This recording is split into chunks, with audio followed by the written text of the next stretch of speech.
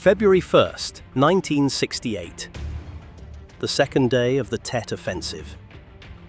On a rubble-choked street in the city of Hue, gunfire snaps overhead in short, vicious bursts. A man crawls forward along a shattered wall, pressing himself into the broken concrete as rounds chew the air above him. He is moving toward the fighting, not away from it, and in his hands, he isn't carrying a rifle. He's carrying a camera. While the Marines around him fought to stay alive, this man had one job: to capture it on film. He crawled into the open so the world could see what he saw. Think about that for a moment. Every other man on that street was trying to survive.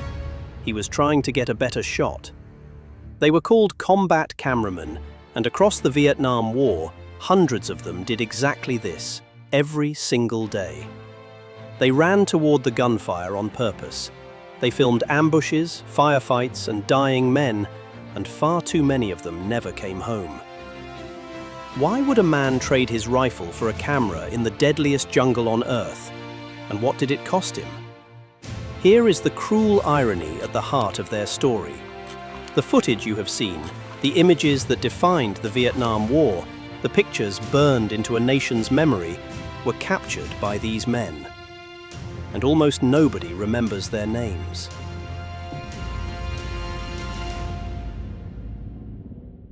So who were they? They came from several places, and they all carried cameras into the same war. The US Army had its Signal Corps photographers, men trained to document the Army in the field. It also had a specialized unit called DASPO, the Department of the Army Special Photographic Office. Small teams sent wherever the action was hottest. The Marine Corps fielded its own combat camera teams, and alongside the men in uniform were the civilians, network television crews and wire service cameramen, working for the news rather than the military. Different employers, the same impossible job. But why did they exist at all? The answer was simple. The military wanted its war documented, for training, for records, for proof. And television wanted footage to put on the evening news. For the first time in history, Americans could sit in their living rooms and watch the fighting from the day before. Vietnam became the first living room war, and these men shot the film that made it one. Yet the job came with a contradiction built into its core. These men were trained as soldiers. They were deployed as witnesses. They were expected to go into the very worst of it, the ambushes, the assaults, the overrun positions, and then, instead of fighting, to raise a camera and record. They were armed, but the camera always came first. And that raises the question that drives everything that follows. What does it actually take to do a job like that?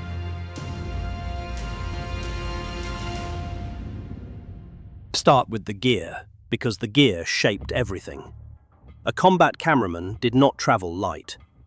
The cameras of the era were heavy, bulky magazines, and the film magazines that fed them added still more weight. A man carried his camera, his film, his rations, and often a weapon, into terrain that punished every extra pound. But the weight was the smallest problem. A camera offers no protection. It cannot stop a bullet, and it cannot fire one back. And here was the brutal rule of the trade, the one every cameraman learned fast. You cannot capture the moment and defend yourself in the same instant. The two acts cancel each other out. The second a man raised his camera to his eye, he gave up his ability to fight. Every single shot he took was a gamble with his own life. Tet Offensive was a combat cameraman with DASPO, the Army's Department of the Army Special Photographic Office. He filmed during the Tet Offensive of 1968, and he was wounded doing it. Years later, he described what it actually felt like to do the job. I had a 16mm Airflex that was battery powered. We were trained to at least get a shot that was 10 to 12 seconds in length. You had to stand up and get that shot, but you were exposing yourself. Maybe you had to get another shot like that. another shot to build a sequence, and another, and another. But you were exposing your body and not moving as an eternity under fire. It's amazing to me, under the most arduous of conditions we were all in, that you would still frame the scene and were worried about composition, but it was instinctive. We did it. We were able to pick the correct focal length, and we imagined how the shot was going to be for the next scene, all at the same time. Even under combat conditions, we were all doing this instinctively. Now think about where that job sent him. The story was never in the rear, where it was safe. The story was on the helicopter going into the hot landing zone. It was in the tree line where the ambush was sprung. It was up at the wire when the perimeter was breached. Wherever the story was, the danger was, and the cameraman had to be there too. This was not bravery in the abstract. It was not a poster or a slogan. It was a daily, physical act, and it got men killed.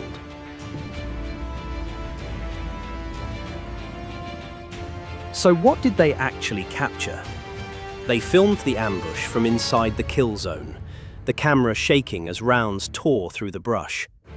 They filmed perimeters being overrun, the enemy inside the wire, the muzzle flashes in the dark. They filmed the medevac coming in under fire, the wounded loaded aboard while the helicopter took hits. And during Tet, they filmed the chaos in the streets, the rubble of Hue, the close quarters fighting that turned a city into a battlefield. Picture the man behind the lens. He is on one knee in the open. The camera is rolling. Rounds are snapping past him. He does not flinch, because flinching ruins the shot. He holds the frame steady on the worst thing a person can see. And that is where the real weight of the job lived, the part the footage never showed. He was filming the wounded. He was filming the dying. He was framing a careful shot of something no human being should ever have to look at. And every cameraman faced the same impossible question over and over. When do you keep filming? And when do you put the camera down and help the man in front of you? There was no manual for that. There was no right answer. These men carried home everything they had seen through that viewfinder, and it stayed with them. The men behind the lens recorded the nightmares of Vietnam. They were not immune to them.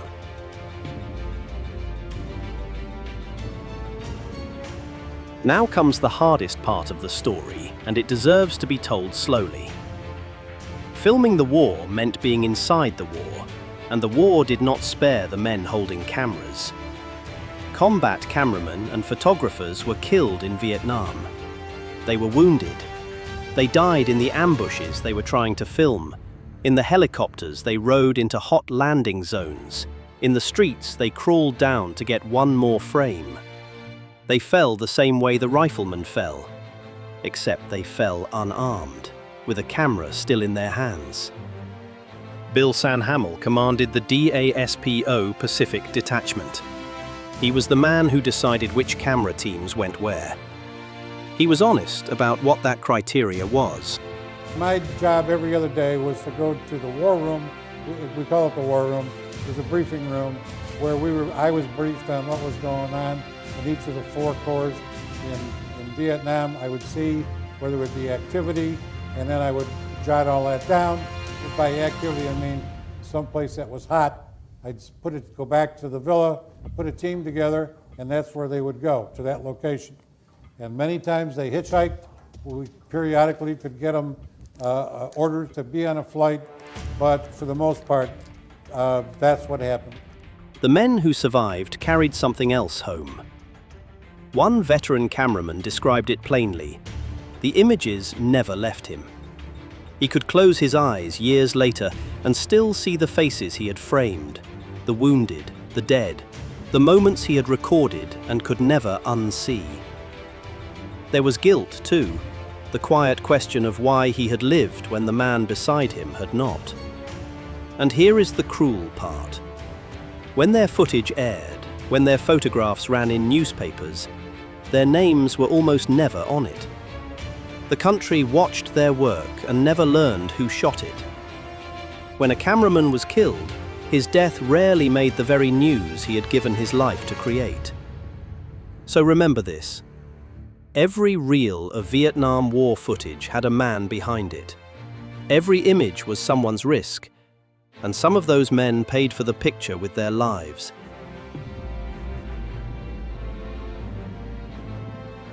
So step back now and look at what these men actually left behind.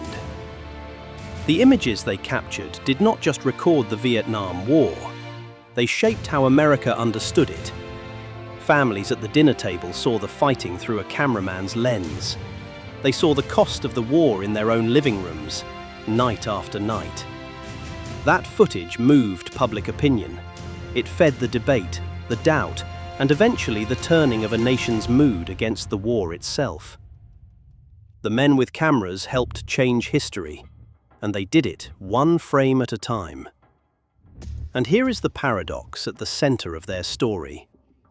The men were forgotten. Their work was not.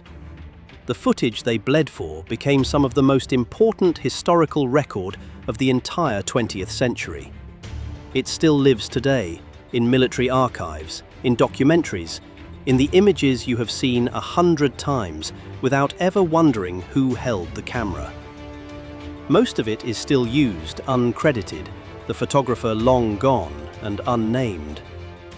So understand this. The Vietnam War had two front lines.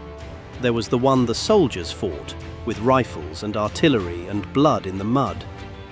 And there was the one seen through a viewfinder, by men who walked into the same fire armed with nothing but film. Both demanded everything. If this story moved you, subscribe to Inside the Vietnam War, because the men behind the camera earned a place in our memory, and there are hundreds more forgotten stories from that war still waiting to be told.